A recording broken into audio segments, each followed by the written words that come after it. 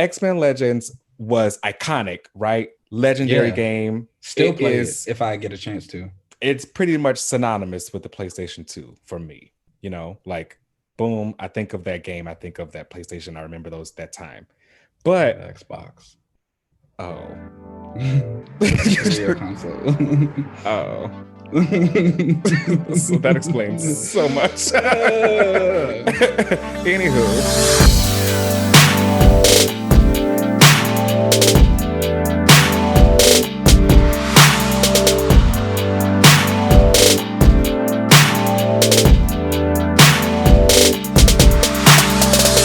All right. Welcome back to another relaunch. Hello. I'm Lazaric. I'm Keenan. And we are ready to go. How are you, Keenan? I'm doing great. Yeah? It's raining here, and it's fantastic. Oh, no. What do you mean, no? I love the rain. Oh, okay, yeah.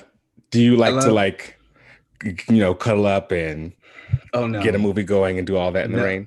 No, not at all. I'm like very I'm like very up and active in the rain. Like, especially days that I have to go to work. I'm so excited and just in a good mood. They're looking at me like, what's wrong with you? I'm like, oh, it's raining outside. The sky is gray. I love this. And they're like, something's wrong with you. I'm like, yeah, probably. But hey. You in the water. Okay, hey. It's the water. I love it. It's gotta be, because that shit comes out here and I'm like, I don't want to do anything.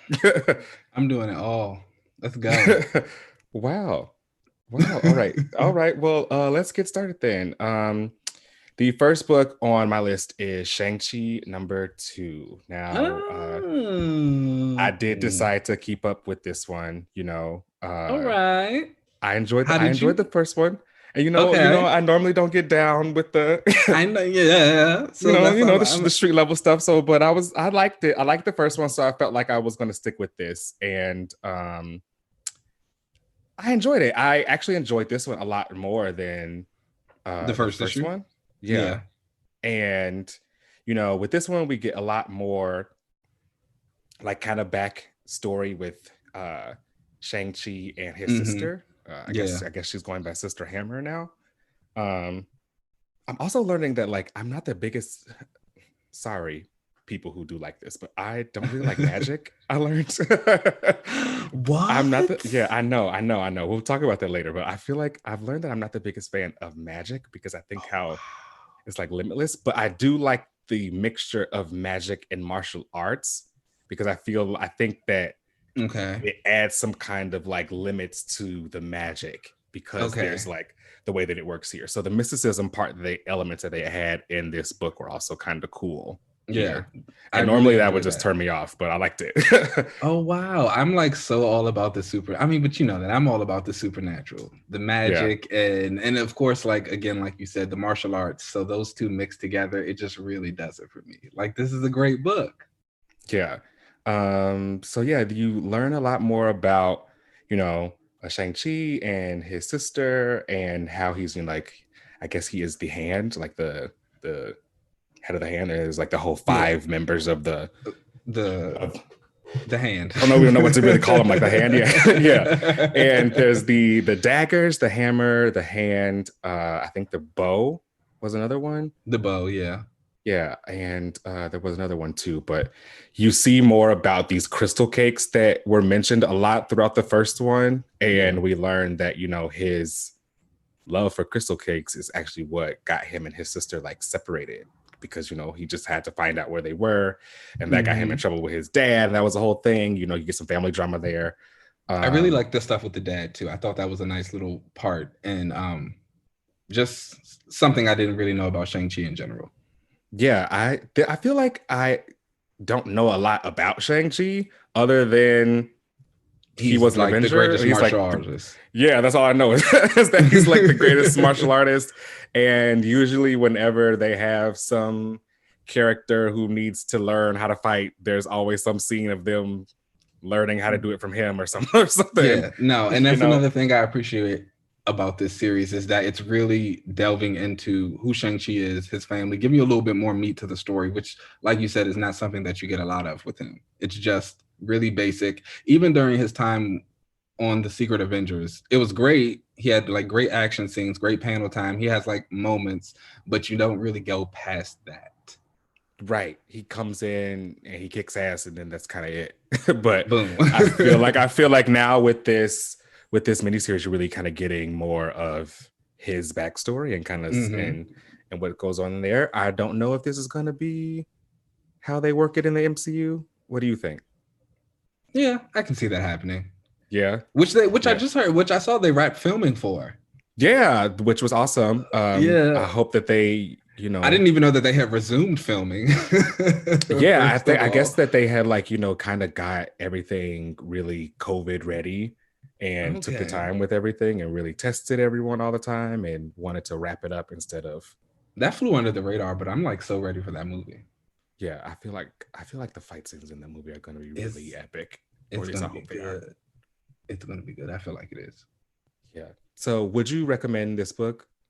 Oh yeah, absolutely. I know with the first issue, I kind of said that I felt like if you weren't really into Shang-Chi or like street level books, it probably wouldn't be for you. But after this issue, no, like scratch that. Like just pick the book up. It's good. Yeah, I think so too. It's one of those things like it's like you're gonna like this no matter, like even if you're not into it, you're going to be into this, which I think is really good for him. Yeah, I also like chuckled a couple times. There was a time when Shang-Chi like beat both of these guards up. It was like, you know, hey, one of you guys are terrible at this. Like, you should quit. Yeah, right. The other one maybe got a chance, but you should definitely quit. I thought that was pretty funny. And the writer's great too. He's done a lot of he did a lot of DC work. Okay. He wrote the Superman of China. Oh, cool. Yeah, which super underrated book. Honestly, I wasn't even reading that in the beginning, but when I went back and reread it, it was just like awesome and a lot of good character work. He did the Terrifics for a little bit over at DC, which was kind of lukewarm, but honestly, DC never really went crazy with the Terrifics the way they could have. You know, it was kind of supposed to be their answer to the Fantastic Four. Yeah, well, especially while they were gone, right? They were trying. Yeah, while they were gone, it was just like but it never really took off that way, and it's sad because I feel like DC is so into its multiverse and all of that stuff. Like you could have gone crazy with it, and they just stayed tame. But like the series was always a little wonky until he came on, and he kind of streamlined it, and it was a little bit more tolerable. And then he left. Well, yeah, I like the writer. It was pretty well written in my opinion. Gene Yang, I think is his name. The art I was also into. No complaints from me. I would definitely recommend this. Highly go pick it up. Shang-Chi. Okay, the next book on the list is Justice League Dark. Now, I did not read this. You did not, but I did. So I've been reading Justice League Dark from the beginning, and I will say that it was consistently DC's best book until Suicide Squad dropped. Oh, wow. Okay. Now that's DC's best book. Oh, I actually think that came out today too, and I did not pick it up. I'll have to go back and do that, and I'll talk about that next week. But yeah, Justice League Dark. So the thing I really like about Justice League Dark is how consistent it is. They've honestly been fighting the same villain for the entire book, honestly. It's this villain named the Upside Down Man who was basically locked off in this pocket universe. He broke free and he is trying to destroy the world, as they all do. And so everything they've done in this book has been to repel him back. And like they keep finding little ways to stop him, but he just like keeps coming back. And it's really great because I feel like a lot of villains that we get these days in comic books don't stick. Characters in general don't stick. And I feel like a lot of them never really get the time to develop. So in the beginning, James Tynion wrote this book. He left with issue 25 and a writer named Ram joined on. And he's kind of continued that same story. And I love it because you give this villain legitimacy now. It's like, and it's one of those ones where you feel like, oh yeah, he can keep coming back, or people have actually grown to appreciate him for like however horrible he might be, versus he comes in for an arc and then we never see him again. So the book is really good in that regard. And then it's just been a deep exploration of magic in the DC universe. And again, I like magic. So it's been really good how it's just been really cool how they've like broken it down. So one of the characters in there is Man-Bat. and Man-Bat has like no magical abilities whatsoever. Yeah. But he's a scientist, and in the first half of the book, there's this whole thing about him basically learning how to use magic from a scientific viewpoint. So he's basically like, rule number one of magic is that you have to believe that you can do it. And then he like goes into the theory of it and how you use it, and then incantations and like putting that energy into like ruins and stones and stuff like that. And it's just like really good. It's like how he breaks it down. It's like super amazing. So basically in this issue, they are once again fighting the Upside Down Man. He has broken free. And they're kind of figuring out now why it hasn't been working beforehand. And Zatanna basically does something at the issue that she realizes, like, the magic comes with the cost, is basically the theme of it. And she realizes that all the magic they have been using, there has been no cost. So she figures out a way to do something to him with great cost. And like, that's where the issue ends. And now we have to find out how the rest unfolds. Okay. I do like Zatanna. She's amazing. Wonder Woman's in the book. And yeah, and it's also kind of tied Wonder Woman into like the magic realm of DC, which she's skirted around before. They've never really gone full force into it. And it's even something that's addressed in the book. Like when magic starts going haywire and Wonder Woman originally comes in, the magic community shuns her. They're like, we don't know you. You don't know anything about this. Like, you've always like stood on the outside looking in. Now you're trying to get into it. You don't know what you're doing. And so it kind of like grows from there. It's really good. Like, it's just a really good That sounds better than her solo book, because that yeah, and so she kind of has to deal with that, and then you kind of learn the ties that she has to magic and what was done to her on Paradise Island as a kid. And real, like, even Zatanna kind of shuns her in the beginning before they come back together, and she says to her, she's like, I'm so sorry. She's like, you are just as much a part of this world as we are, and we should have welcomed you because you're also trying to help it. And Swamp Thing's in the book. He gets a lot of really good moments. They have a lot of personal enemies. Cersei, Detective Chimp's in the book. He's kind of like a little bit of comic relief. You get lots of cameos from other characters like Tracy 13. She's like one of the younger teen heroes. She used to date Blue Beetle. Oh yeah, I do like her. She's a lesbian now. She dates Natasha Irons, the female Steel. Oh, let's bring that back up. Let's let's wake that up. I want more of that. Are they around now? Are they like so in the book still, or was this Tracy 13 still makes appearances every now and again. Steel was never necessarily in that book. The relationship between them was revealed in the Superwoman book that came out during, was that the New 52 or was that early Rebirth? I want to say that was early Rebirth. And that one, I think, by Phil Jimenez, I think, was he? Yeah, that's the one. Okay. That had Steel in it because Lana Lang was dating John Henry. Ah, got it. Okay. Yeah, and so she was in it, and then we find out like, oh, her and Tracy are dating, and there were parts of that were, they've been keeping it up. So it's a really cute relationship. It's nice. So it's a good book. I recommend it. I may have to check this out on DC Universe, because that sounds interesting. Yeah, and like DC I said, Universe. I don't really like magic, because once you become like so powerful that you could do anything, I end up not being so into it. But if you're saying this is literally them defining the magic, that sounds like it's up my alley. And that's the thing. It's like a lot of things obviously it's magic, so like a lot of things happen in the book. Dr. Fate's in the book also. I should have said that. Like, they go against this whole chaos and order like group of people. They get their own selves. Again, they're powerful magicians, but you're reminded that magic doesn't solve everything. It doesn't fix everything. It, like they say, it has a cost. You can't do whatever you want with it. It has to have like some type of definition. So it's really great in that aspect. And I love when series about magic give good definitions of magic, as opposed to it just does whatever it wants. Yes.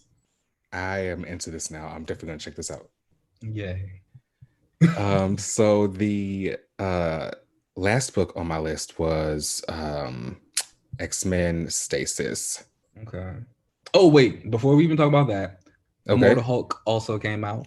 Oh yeah, okay. I'm not even gonna like go into a whole thing about again because like there's just nothing that I can say that like you all just have to read the book. It's still another hit. It's another hit consistently all the time, every time. Read it. Thank you. Okay. Wow. This is I think the most praise I've seen a book get in a really long time. Any kind of series. I think probably since Thor. I truly don't know what Al Ewing like drinks, smokes, eats.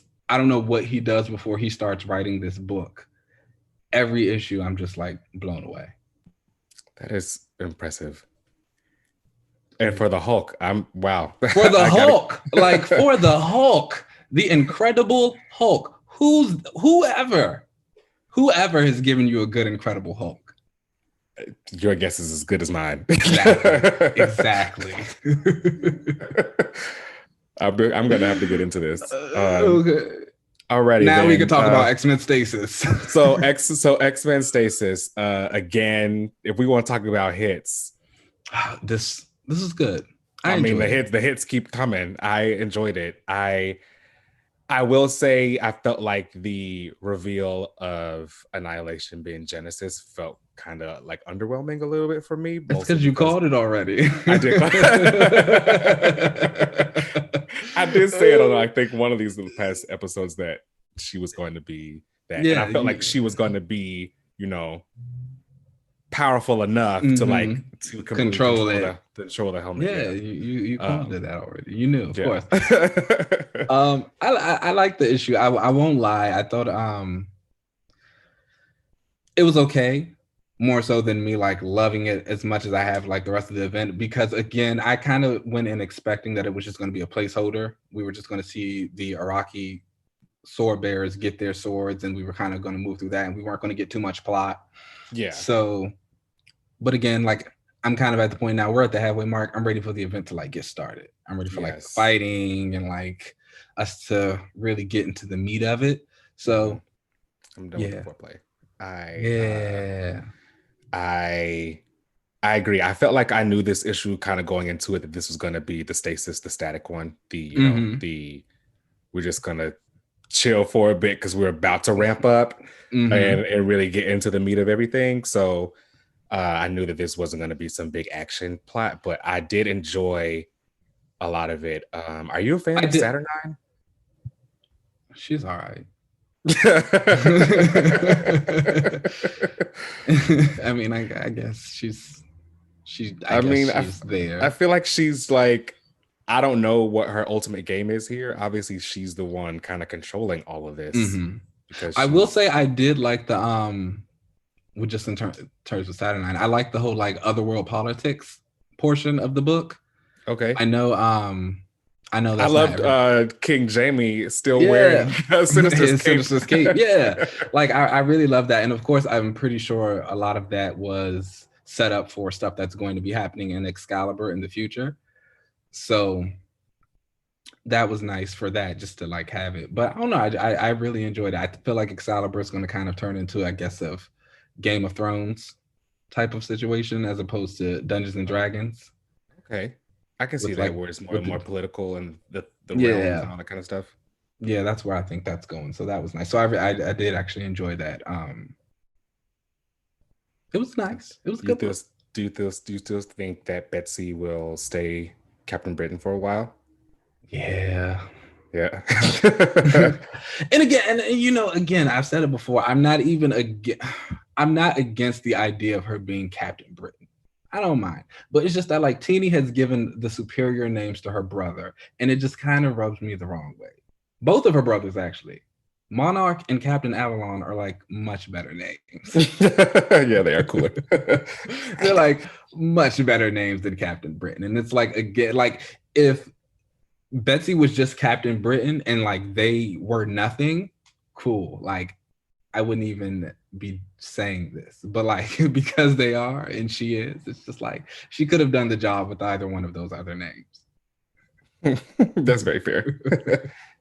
I thought it was interesting though in this to see what the Iraqian like summoning circle that they had to use. Oh yeah, Uh, that was. I thought that was interesting, mostly because ours, or the X-Men's, theirs was created from rock slide, and Yeah. the Araco mutants, like theirs was created from a bunch of dead bodies. So I assumed that your dead fallen needed to create this portal, and like they had plenty Okay. to They was kind of slaughtering. make theirs. Yeah, so I don't know how well the X-Men are going to do in this fight. That's again, I'm just like ready for these battles, man. Marvel's been putting their little teasers out, and I'm just ready. We got the swords. And we got these fortune, card tellings Oh, at the the end. cards, the Yeah. tarot cards. I really like the tarot card aspect too. It's also making me really want tarot on Excalibur now. Oh, that would be interesting going forward if she kind of joined and would keep this thing kind of going. I really am. I'm really enjoying That's that. cool. But Were any of the tarot cards like the most interesting to you? I mean, obviously the one about Betsy. Oh, I don't know what I don't know what that means. I don't know. It's bad. It's just bad. I just know it's bad. Like every tarot card Twitter was like letting me know it's bad. The little definition of it on the data page was like something bad's coming. I looked it up on Google. It just said this is a bad card. It's like it's just bad is what it means. Bad. It's all bad. I don't know. I don't think I think it's bad for her in the sense that something bad is going to happen to someone she cares about. Oh, okay. And not necessarily to her, but just something bad will happen. Yeah. That'll just affect her. I did like the reactions to the card though. I like Magic's reaction to her card. She was fun. Cable also. Yeah. And Gorgon, who's an enigma to me. I'm really excited to see like where they're kind of going with him. Do you think he's going to die? I heard someone say they think he's going to die. I feel like he could die, but I feel like that would be kind of a waste because I feel like we haven't gotten enough of him to even care if he dies. Exactly. I feel like kind of what you said, he's kind of been an enigma. He's just been a shadowy figure that's the captain. So we don't really know too much about him. So him dying really, really hit, so I would rather learn more about him before we kill him off. Agreed. But yeah, we'll see. I am still very, down for X of Swords, getting my life. This event has been a lot of fun. I am ready though to like crank everything up. But I feel like it's about to start, next week with the previews for X-Men and Marauders both came out. Yeah. So X-Men and Marauders. And it looks like, the participants are meeting each other. This is the mingling before the fight. So I'm so ready for that big giant lizard thing to die. I do not see it for it at all. Like, I just don't understand the appeal. I am ready for it to die. I mean, Magic, slice agree. and dice it. Send it straight to fucking limbo. I'm down. Yeah. My goodness. Oh, B, the man or woman? I believe woman. I don't know. Okay. They? I don't know.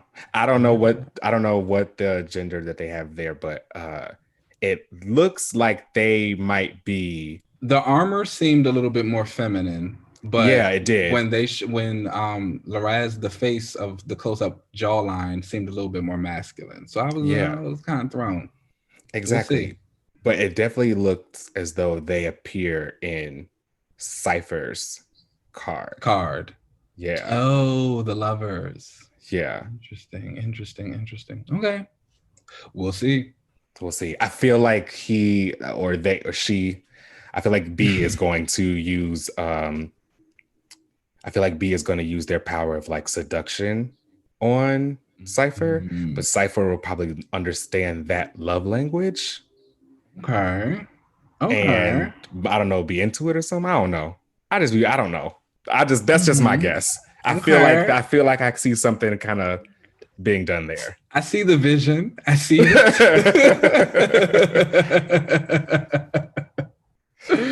Oh, all So yeah, that's all on the list this week. A pretty light week. It was a light week, but that's also because I forgot Suicide Squad. And fair. I told you I bought Star. I'm going to read that this weekend. Oh, good. I'm going to hold you to that because I was going to ask if you did. I think you're going to like it. I think it's going to be the thing that probably ends up you continuing to read more Captain Marvel. Oh, okay. We'll see. Watch. We'll see. I feel like you're going to at least like Star. I know it. All right. All right. Let's take a break and then we'll come back.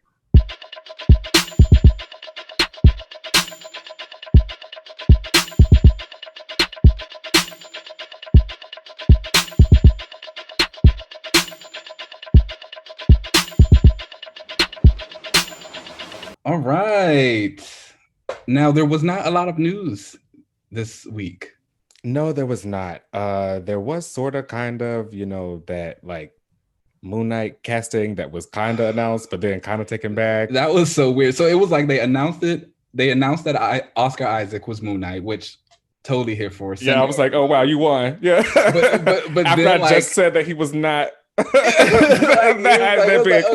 it's like I'll take this. Then literally, I think maybe 10 minutes later or so, I saw another article that was like Daveed Diggs and Nick Kroll were both being looked at to play Moon Knight, and I was like, wait, what? I was like, but we just cast Oscar Isaac because first of all, I don't want either of them.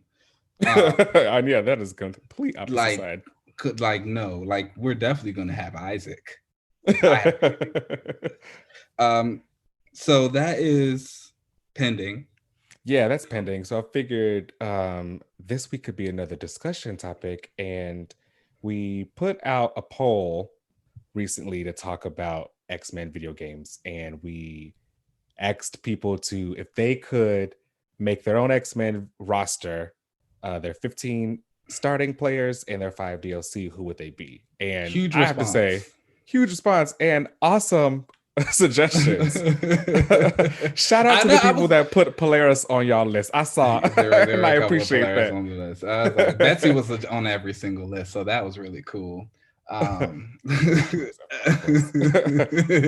because of Marvel vs. Capcom. Oh gosh, the longevity.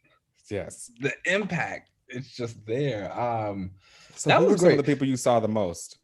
So I actually went through a very, very long task of going through every single one and tallying up who got like the most votes in the on the list. So I actually have the top 15 that would make it into this game. Okay. They are, of course, you have your regular Cyclops, Storm, Jean Grey / the Phoenix, Magneto, Iceman, Betsy, Rogue. Also, shout out to the people who put Captain Britain Betsy. Yes, that's what I like to see. Or Psylocke Betsy to specify that was the one. I see you. Betsy, Rogue, Nightcrawler, Colossus, Bishop, Wolverine, Mystique, a surprise, Marrow. Oh. Another surprise, Danny Moonstar. Oh, we like that. Love that one. Yeah. And Apocalypse made 15.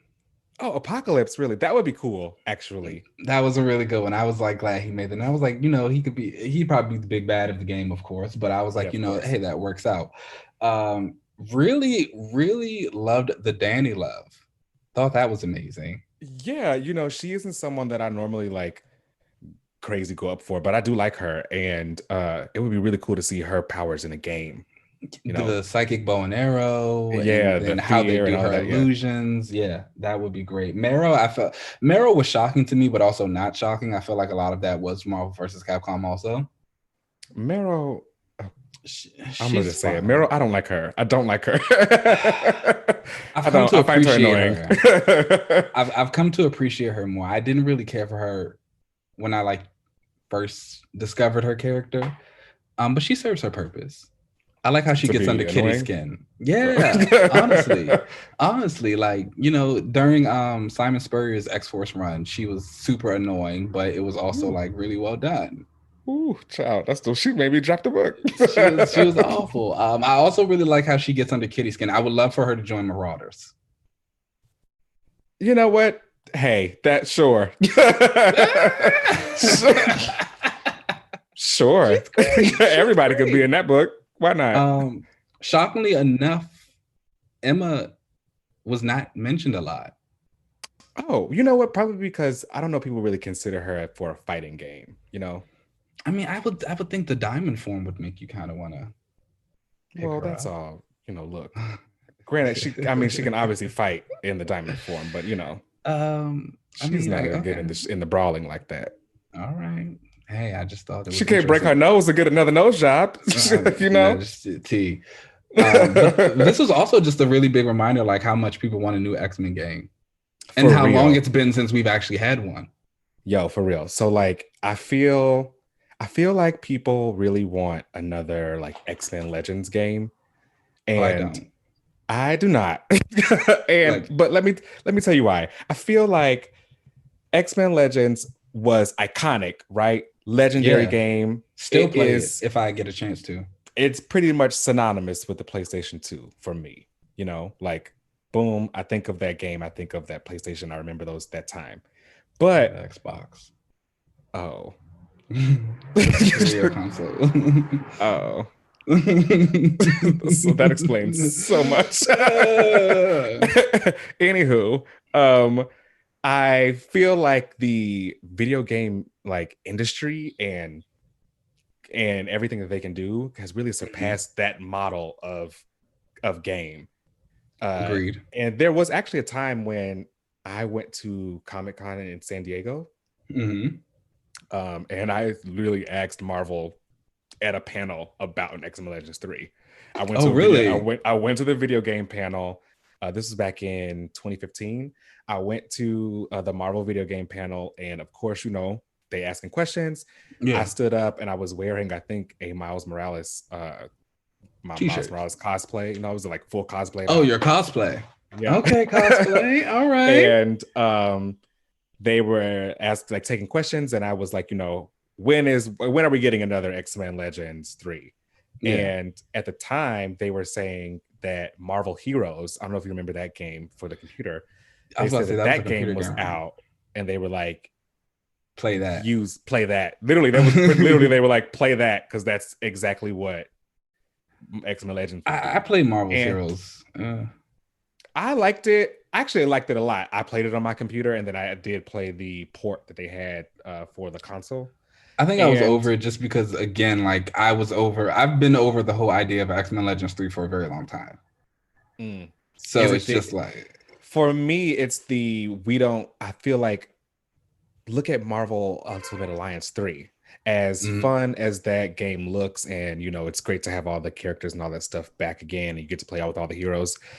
The switching of the character thing and the basically like punch and grab item thing, I feel like we are kind of beyond that now. Yeah, most definitely. You know? As much as I don't want to say it, I feel like I would love a Marvel game like the current Avengers game. What I mean by that is that game has like everything that you would kind of want for an X-Men game, meaning you could play with any of the different characters there, and you get to play online with all your friends. I feel like what makes the X-Men so much fun is that you get to play with everybody and all of the X-Men together. That team up stuff that you get. And would you still the way that you like switch the characters out, would you keep that the same?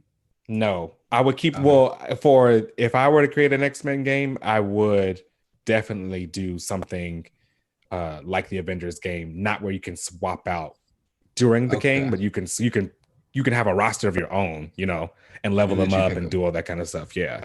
And I think that would be really, really dope. A fighting game, of course. Oh my gosh. I was about to say, yeah, I think, and that's where I've just been at. You know, the X-Men Legends wave was great, but I really always enjoyed, obviously, X-Men Mutant Academy, and I never really felt like that game got its due. You know, if that makes sense. It never really got to be like the top tier. I think of like Injustice now, how Injustice is for DC characters, like phenomenal game. Like, and they've had a couple of tries at it. You know, WB joining up with NetherRealm Studios for that because they had the DC versus the Mortal Kombat games also. Mm-hmm. And like, there was Injustice 2. I thought that game was dope. Injustice 2 is another amazing game. It's like they've really had like these just really good fighting games. And Mutant Academy came out. I mean, Academy X came out like, you know, it flew under the radar. Maybe. Yeah, it was just like I'm ready for the X-Men to get their like fighting game on, and then we can go back to like the RPGs and the open worlds and all that. Like, I just want to see them do some cool stuff. And it's weird because you saw gaming really go to like mobile devices for a while, especially like the Marvel stuff. I'd even say still currently a Marvel, like outside of this Avengers game and the most recent Spider-Man game, all of their games are mobile games, which is kind of unfortunate. Yeah, it's like, give me some console stuff. That's what I bought it for. Yeah, for real. I mean, even look at that Marvel Champions game that they have on mobile. Oh yeah, I'd love that if that was just a fighting game, you know, obviously with some different kind of graphics there, but if it was a fighting game on my console, I'd love to play something like that. But for some reason, they really are sticking to the whole mobile thing. I mean, I guess. I mean, maybe with this new wave of consoles coming out, PS5, the new Xbox series, it's time. You know, the Rocksteady games are also coming out for DC. That Suicide Squad game looked really good. The Arkham Knights, is that what it was called? Arkham Knights, yeah, that's with the Robin, Batgirl, Red Hood, and Nightwing. Yeah, I'm only playing as Red Hood on that. I will obviously be Nightwing. Actually, no, I kind of like Nightwing. He was good in the first Injustice game. Yeah, he was one of my mains for sure in that game. Bomb for sure. Yeah. I don't know. How do you? So you like Marvel's Avengers then? Yes, I do. I haven't played a lot of it, but I do have it. I do. I did buy it, but I haven't played a lot of it. But I did have fun with a lot of it that I played. I had the most fun playing with Iron Man and Black Widow. She was a lot of fun. Yeah, so I played it. I mean, it's a very buggy game. They've been fixing the bugs though, so shout out to them for that. They've been really, really responsive about fixing a lot of stuff in it. Yeah, I beat the campaign already. It was a lot quicker than I anticipated it being. I think one day I was just sitting there and it was like, oh, you're approaching the final mission. I was like, oh, wow. But of course, there's still like other little things to do. And then the DLCs are coming. Right now, the only character I actually actively enjoy playing with is Cap. Oh, yeah. He's a lot of fun. He kicks ass. Like, he beats ass. I occasionally can do Thor too. I like his hammer when he throws it in the way he calls it back. I think he's got some good stuff there. But Cap is all the time. Like, truly, I would never, if Cap wasn't in the game, I wouldn't play it. Yeah, he's a whole lot of fun. I love that the taste of him that you get when you first like open the game and you're playing with him. He really he beats ass in that just be knocking them out, and I love it. So I mean, I'm most excited for the DLC. I think my apprehension with the game was just I was kind of burnt out on those like original Avengers anyway, movie Avengers. And that I think that's probably its biggest downfall is that it feels kind of like it was made in like 2017 and just kind of like worked on from there, you know, because like the roster of the team kind of feels like it kind of solidified around that time. I feel like that's kind of the vibe that they were going for, but unfortunately we've all like gone so much further than that with the Avengers. So over it. I think I saw a tweet today. Somebody was talking about like the Black Widow movie and how Scarlett Johansson had made the comments that it wasn't going to be shown until like we could go safely in the theaters, and somebody was just like, we don't even want it anymore. It's just I know that statement. It's just like, I mean, I'm excited for it to see it, but I mean it's whatever at this point. They could I'm ready to just stream it to me, you know. Like I'm only here for Yelena. I mean, Florence is Yelena. That's all I want. Oh yeah, she's dope. Because you know Yelena is my widow. Of course she is. Yelena is my widow. Okay. Of course she is. Oh man. I would. Speaking of that, the game though, the X-Men game. Who were the DLC characters that people kind of picked? Oh, okay. So Omega Red, Sabretooth, Spiral, and these last two were very, very shocking. Rock Slide and Boom Boom. Oh, really?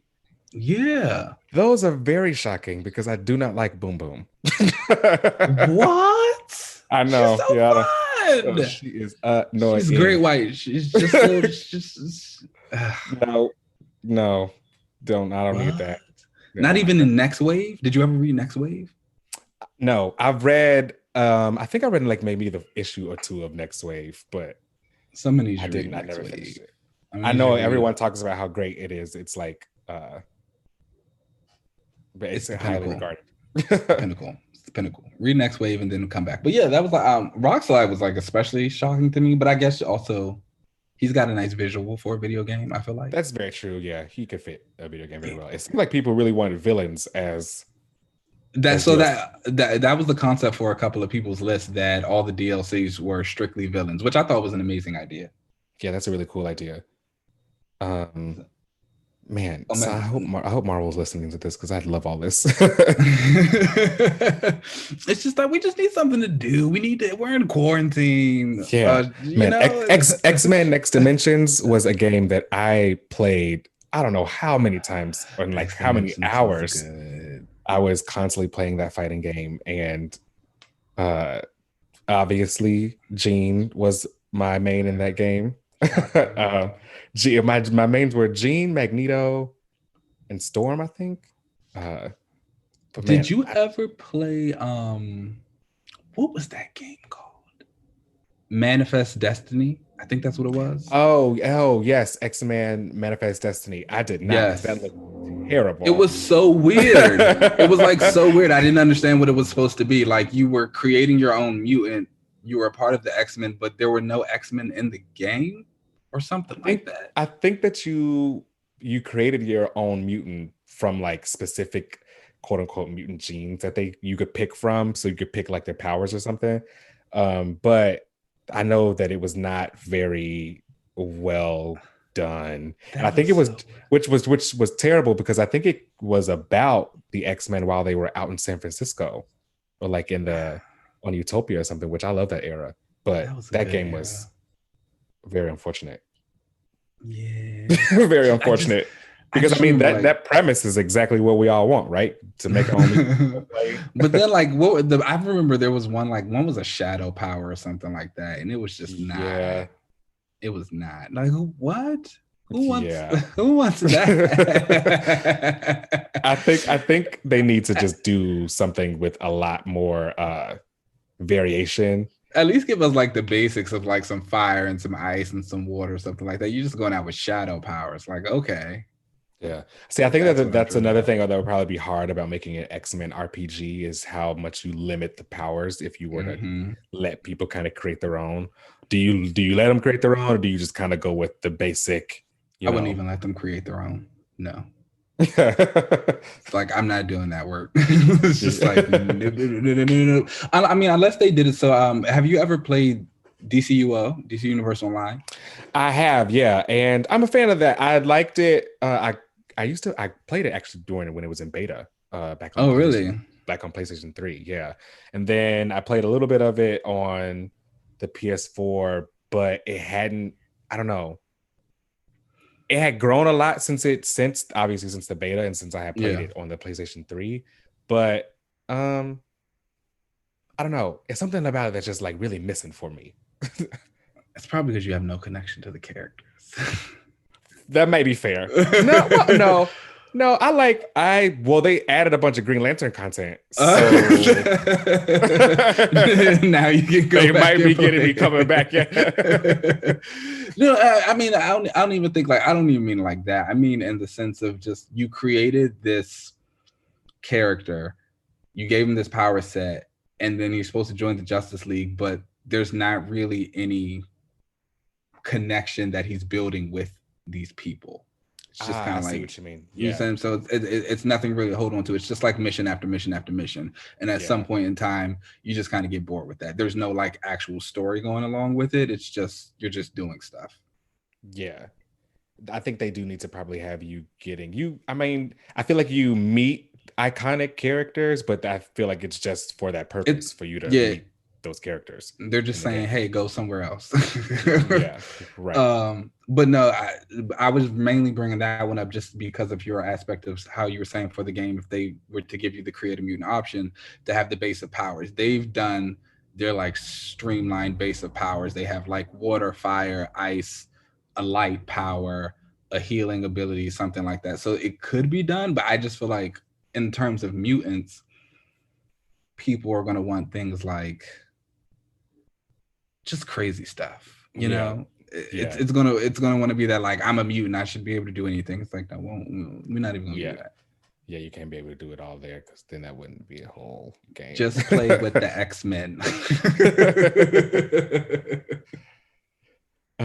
Yeah, so I also feel like the next X-Men game has a lot of pressure on it, because I think that we've been waiting for one for so long. It's been so long. It's been so long for X-Men content in general. I also think that's why it's going to be so great, because it's been so long. You know, I feel like the last time we had a great X-Men game was probably X-Men Legends, right? And that was I think X-Men Legends 2 came out in like 2005 or something like that. Yeah, so something like that. Which was a very good game too. Yeah, great game. But I mean, that was 15 years ago. So I feel like there's so much more that has been done since then. And I feel like there's going to be such a huge leap in the quality that it's going to be awesome to see. Yeah, we're going to like it regardless. Oh yeah. I mean, I already got my money. Yeah. Even if it's bad, I'll probably still like it. Will this be like, will this X-Men game be like the X-Men films for me? Well, we will see. We won't get into that right now. No. Don't get me started on that one. No, but speaking of movies, though, let's take a break and then we will come back and do another rewatch. Another rewatch.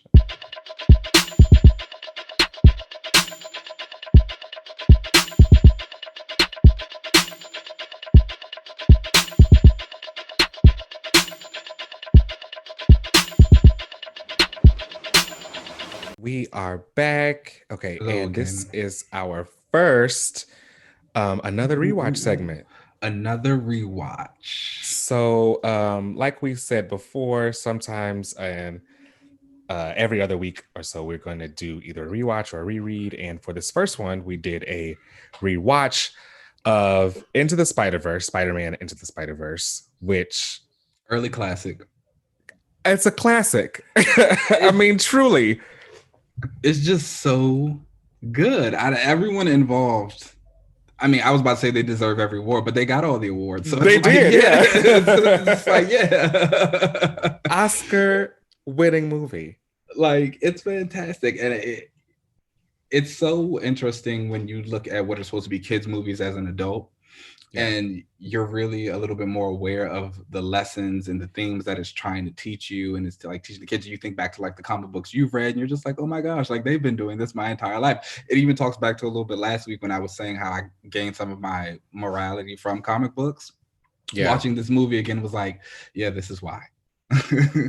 Yeah. Like there's so much just heart and story in it. And you just get into it and it's fantastic. Miles in this movie is very much static of today. Yeah. And I watched this movie and I just feel like, oh wow, this will probably get some little black kid to want to get into this and like want to see themselves as like super powered, you know, and like that they can like they could wear the mask. And I think that's dope. I try to be a thug.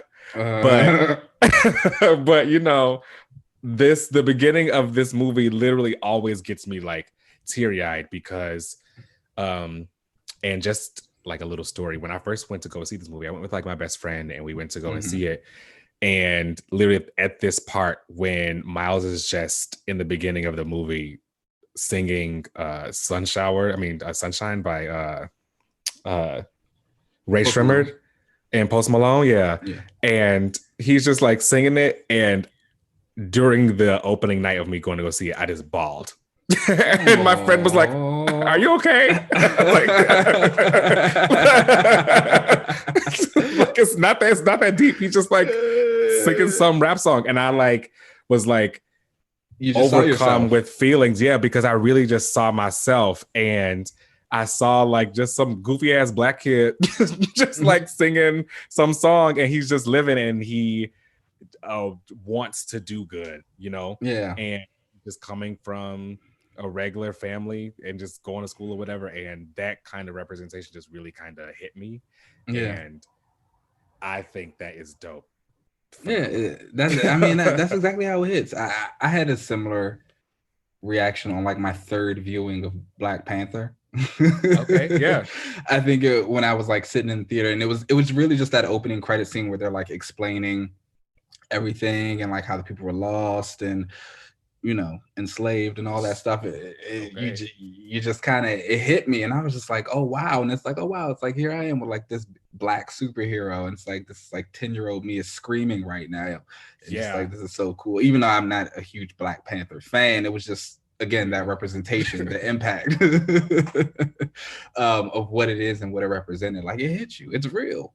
It's very real. Representation is real. it really is. So let's get into it. What are you a Spider-Man fan? Yes and no. Okay. I have read a lot of Spider-Man stories. I'm not a huge Peter Parker fan, but I can appreciate that a lot of Spider-Man stories are very good, and he has amazing villains. Agreed on all accounts. I am a Spider-Man fan in the sense that I feel like you kind of always have to respect Spider-Man, you know? Yeah. He really is just like, he's just that great. You kind of have to always kind of give him his props. I'm not the biggest fan of Peter Parker. I am actually a big fan of Miles. So I've actually been reading Miles since he was created back in since he was created back in 2011 in the Ultimate Universe. I was like maybe 19, 20 years old, probably 20, and he was created, and my dad's a Spider-Man fan. So this whole transition was like even huge for him, because like he's like, oh my gosh, this little black kid is going to be Spider-Man. How dope is that? So we were already reading like the Ultimate Universe Spider-Man, and he was basically being killed off while Miles was going to kind of step into the role. Okay, I do remember that. Yeah, so I'm definitely a Miles fan more than a Peter Parker fan, but I am a fan of Spider-Man. So my favorite Spider-Man is Miles Morales. So I am more into Miles now than I was then. I didn't really read his appearances in the Ultimate Universe when they first happened. I actually didn't really start getting into him until he did come over to the main 616 universe. But I've picked up his last couple of solo series since then. My favorite Spider-Man actually is Spider-Man 2099. Oh, okay. Yeah, like Miguel O'Hara. That is the Spider-Man who like I stand for. Okay. And is the suit? First of all, it's not even. It's the suit. The suit's a part of it. Okay, the suit is definitely a part of it. I'm not gonna lie. That is quite possibly. And you know what's crazy? I was thinking about this earlier. Male superhero suits that I really love, and like nothing was jumping to mind until I remembered Spider-Man 2099. I was like, hands down, one of my favorite costumes ever. Amazing. But honestly, he's just had really good stories. Like he is. I think my thing with Peter Parker is, even though he's supposed to be like that relatable character for a lot of people, I personally don't relate to him. Miguel is a little bit more relatable to me. I guess it's also because of his minority aspect. Okay. But it's like, and whereas Miles is like, again, I'm not really into these new age teen heroes. Yeah. Miguel's still an adult, so he still kind of like hits my buttons. But like he's a great Spider-Man. He had a Pad series that Peter Allen David is Pad wrote the book. Fantastic. Highly recommend. Spider-Man 2099. He's the one. Okay. I think that he was in the after credit scene, right? He was in the after credit scene. He pops up and we see him. He was voiced by Oscar Isaac. Oh wow. That's dope. You keep winning. It's just like, yeah, it's like I don't. That's some shit. Wow. It's gonna be this. So and that was another thing. Wow, the entire time we were watching this movie, I was like, man, I really cannot wait for this sequel. Yeah, and I hope that they keep kind of animation style with this, because they really pushed animation kind of forward with this. And it's like you can only think that it's only going to improve. Yeah, exactly. Because like I'm a huge fan of animation. And I felt like the effects that they were using in this were very innovative and new. They really made this kind of the whole like 3D animation style. However, used some 2D animation tricks and filters to kind of make it feel very comic book like, at times. And I thought that was really, really cool. I remember at one point after this movie came out, somebody was saying that this is the only way we should do comic book movies from now on. I mean, because it's like the way, like you said, those effects and the way that you can kind of push it and you can show more. Of course, in live action, you have a budget. You can only go but so far with that and what you do. Whereas in this animation, you can just do so much more. And it's just like, yeah, even if we have a live action, I still would like to see it like this. Oh, for sure. And I feel like with animation too, you can have the actors do it for much longer because you just need their voice. So okay, you don't got to worry about that wear and tear. Nobody's breaking their ribs on set. Okay, exactly. You don't got to get the backup to get replaced and none of that. Exactly. But yeah, I felt like this movie was great. It did get emphasized for me because I am a big Miles Morales fan. I will admit to not be reading his current book. I kind of dropped it a little bit early in the beginning. It felt a bit hello fellow kids for me. Yeah. The writing felt kind of off. It felt kind of try hard in the elements where he tried to make Miles young and kind of current. But the art, I mean, Carmen Canero is back on the book. So I gotta go back. I'm probably gonna go back on the book. I mean, no, I can agree with that. And again, I think that's another reason why a lot of the newer teen heroes haven't really been sticking with me, because the people who have been writing them have been writing very much like hello fellow kids. Yes. It's just not working for me. But I gotta support Miles. Unless he'll get a book and then sorry. He's gonna get replaced. He's getting replaced. The Destiny's Child treatment. Wow.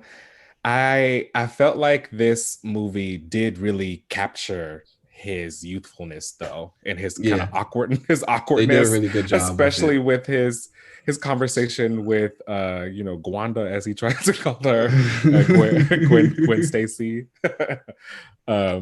And his whole awkwardness with her and like being sweaty, which I relate. I also get like super sweaty and get embarrassed and all that kind of shit. So oh, come on, sweat. Yeah. So I get it. And I thought that whole part was really cool. It didn't take me out of it where it felt super corny. You know what I mean? Yeah. Like it didn't. It was natural. Didn't feel forced. Yeah. It was very natural. I also loved Olivia. Oh yeah. What a great version of Doc Ock. Yeah, I want her to come on over to the comics. I don't know if she is, because I'm not reading Spider-Man right now. But they are making a huge mistake not bringing her over. I don't know, as like Squid or something, and making her a Miles villain or something. I need, because she's pretty badass. I like her design. I think that's really cool. She was good, and I would honestly love to see her and Otto interact. I actually really love Otto Octavius. Yeah, I think that would be really cool to make her like, I don't know, another scientist or something. Yeah. And they're competing. I don't know, but they definitely need to bring her into the comics. Also, speaking of Otto Octavius, everyone make sure you've gone and read Superior Spider-Man, where he is in Peter Parker's body. It's quite possibly some of the best Spider-Man I've ever read. I will actually agree with you there. I remember everyone hating the idea. It was so happening. Good. I remember everyone on like the internet was just like hating the idea, but the book ended up being really good to the point where they like tried to bring it back just multiple times. Come back. Yeah. Spock is the one. That's what we called him, Spock back then. Yeah, Spock was great. Yeah, that was pretty good. What did you think of Gwen Stacy in this? I enjoyed her. Yeah. I get why people love Gwen Stacy and the costume and its impact and all that stuff. But she doesn't really move me. But I get it. I mean, for me, I think she, I don't really like derivative characters that often. That's why I usually like a Spider-Man and not all of them. But, although I do think it's great that you can kind of pick your favorite, based off of like whichever ones you really like. But I wasn't that big a fan of what she goes by Spider Ghost now, I believe. Ghost Spider. Ghost Spider, sorry. Yeah. So obviously I don't know. Because I'm that big of a fan. But I like her in the premise of this movie because the multiverse aspect of her character it's meant for this movie. So it's kind of a one and done thing. Cool. Mm-hmm. We can cross dimensions or whatever. So you don't ever want to see her again though. No. No. And I did appreciate at the end of the movie, they didn't do the whole kiss thing and they fell in love and everything there. I thought that was awesome that they didn't do the very cliche. Let them be friends. Platonic love. It's in. That can be a thing too. They didn't have to kiss the girl at the end, and she didn't have to kiss the hero at the end. Yeah, she went about her day without. Yeah, she went about her damn day. She was like, "Bye. I don't need the man. I don't have to kiss you." Yeah, she was cool. I think of all the other like Spider-Man Noir was my favorite, of course. Oh, he's cool. He's just so cool and calm and collected. And Nicolas Cage, like, what a voice. Yeah, Spider-Man Noir is just, again, all those like Spider-Verse characters for me, I like that they're different. You can kind of pick your flavor of them all. But you're still over it. Yeah, and I'm like, you're like, it's Miles's movie. Exactly. Let's not forget who we came here for. Okay. But I do always really like his relationship in this movie with Peter Parker. Yeah, that was really well done. Because I don't think it's been as well done in the comics. I mean, they obviously have them team up every now and again, and but it's never felt as mentory as this movie kind of really drove home the whole like they are really working together kind of thing. And I think that it's just because in the comics they came from different universes, and by the time Miles and our Peter met, he was already Miles Morales, and he had been that way for quite some time. The first time they met in the comics was during the Spider-Man tie-in, I think, and Peter went to the Ultimate Universe, and he ended up there somehow, and that's how he met Miles Morales. So even by then when they met, Miles was already like Peter. I'm sorry, Miles was already like Spider-Man, so he didn't really need to go through all this that they showed becoming a hero. And he kind of already had that going for himself. He obviously, Peter instilled the wisdom on him that he could, but that whole mentoree kind of thing, you didn't really get as much of that in the comics. I really like that. I like that. And I honestly, I love the way they did all of Miles' relationships. The ones with his dad and his uncle were like fantastic also, especially the dad. They really hit the nail on the head every single scene with them, from the first like argument to him apologizing to them kind of coming back together and stuff like that. It was great. Yeah, I really enjoyed that too. Especially that was a big thing in the comics. And in Miles's universe, in the Ultimate Universe with his dad. His dad was like anti-Superman. I'm sorry, anti-Spider-Man, just like he was in the movie. Which I thought was awesome. You know, they kind of kept that parallel there. But they did change. They changed his origin for the movie compared to the comics. The dad? No, Miles's. Okay. So he did get bit. He did get bit by the spider while hanging out with his Uncle Aaron, but it was actually all while they were in like his apartment and hanging out and stuff like that. They were. I think they added the whole underground. He was doing the whole graffiti thing, which I thought was pretty cool. That was a nice touch. They add some little elements there to it. You know, get you a Biggie song. Player. So they kind of switched up some things there. He also ended up getting his suit from Shield in the comics. Oh, yeah. Okay. So Shield also, they find out that he got bit by the spider, which the spider was being created to kind of make their own Peter Parker. I think it was Roxxon Industries, like they were trying to make their own Peter Parker, and Prowler obviously was trying to steal their formula, took the spider got on the Miles. So kind of the same thing as the movie, but you know, some of the details they kind of switched up. Which I think was interesting. It still kind of it worked for the movie. I wasn't mad at it. It worked in the movie, and I really liked Prowler in this movie. He was great, and the music that they had that played with him every single time hit.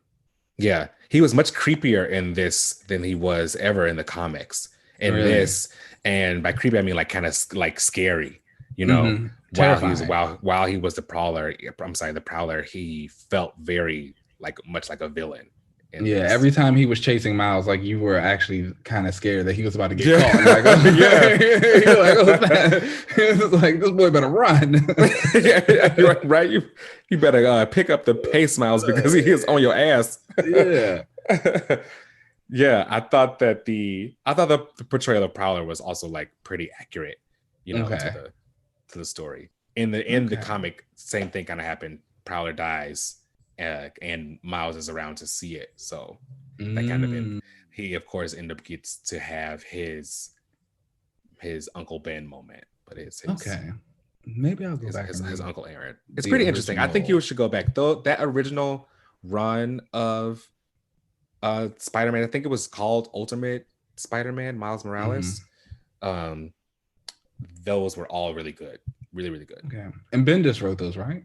Bendis did write those. Yeah, I love me some Bendis. Yeah, you know, Bendis has a pretty good handle on like those young characters. So he does, especially back then. I was about to say back then. I know. That's exactly why I added it, especially back then. Back then, yes, that is the one. All in all, fantastic movie, early classic. Yeah, I felt like, were there anything that you didn't like about this movie? No, literally. Like, and that's just being completely honest. I perfect movie, 10 out of 10. Yeah, perfect. 10 out of 10. I have no problem saying that. I will never take that back. Everything was about it. It was innovative, well written. The voice actors were great. Action scenes were great. Animation was great. Colors are great. Music was great. It was great. Storyboard was great. It was great. It was great. It's just like I don't know. It's like everything was great. What else? That's what it's. I don't. This is just a movie. Into the Spider-Verse 2 is coming soon. Hopefully with a little bit more Spider-Man 2099. From what I saw, it's supposed to be coming. Oh, and just to say, I obviously agree. Like, I really couldn't. I don't have a flaw. It gets a 10 out of 10 for me. Highly recommend. Obviously, I mean, at this point, I feel like everyone should have seen this movie because if you haven't, I don't know what you're doing. It's in my opinion, it's the best Spider-Man movie, like including live action. Oh yeah, easily. Easily. It's by far the better Spider-Man movie. Easily. I know people like Tom Holland, and I love him, and I know people like the other two that played before, but this is clearly the better Spider-Man movie. Obviously. Do you think do you remember Shamik Moore had like some controversy on Twitter with some comments? He talked himself out of a bag, because I honestly feel like he probably would have gotten something to be like the live action Miles Morales. But do you think they'll bring her back as the voice for the sequel? Maybe. I feel like no. Because they probably don't want to have that controversy around them, you know, and his like not understanding Black Lives Matter and all of that. So like Rosa Parks should have called it Cab. Yeah, what the fuck? That boy. So, yeah, I feel like they'll probably want to avoid that. So if they'll probably figure out if they can avoid that, they'll bring him back. Otherwise, they'll find somebody else. Yeah. Wow. That was a moment. They really will.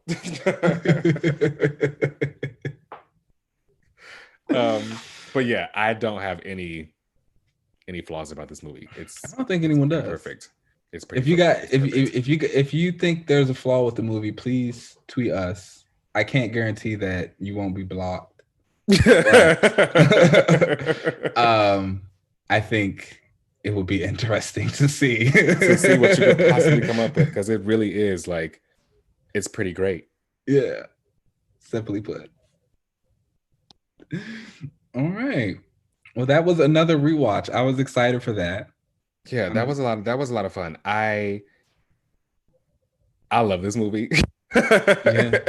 It really is great, and I hope that it opens up the door to more. Like I was saying earlier, I feel like I saw some stuff from Chris Anka. He's involved in the sequel, right? He's involved in the sequel, yeah, which it's really cool to kind of have watched his like career growth. Because I think he wanted to get into animation, which kind of makes sense if you see his art style kind of looks like character designs for animation stuff. So it's really cool to see a comic book artist kind of go for their dreams and can really break into it. So especially because he started on like Tumblr. He was a Tumblr fan artist. Yeah.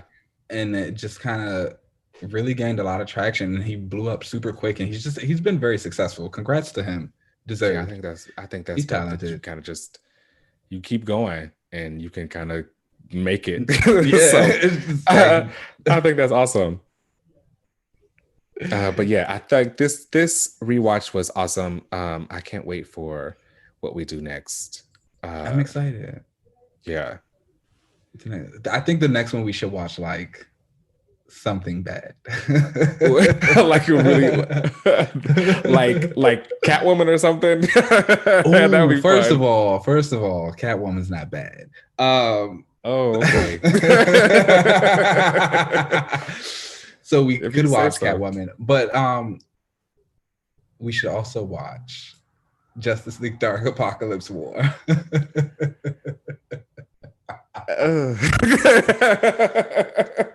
That's a choice. You know what? We'll leave it up to everyone else. They can send in their suggestions on what. No, they love that movie.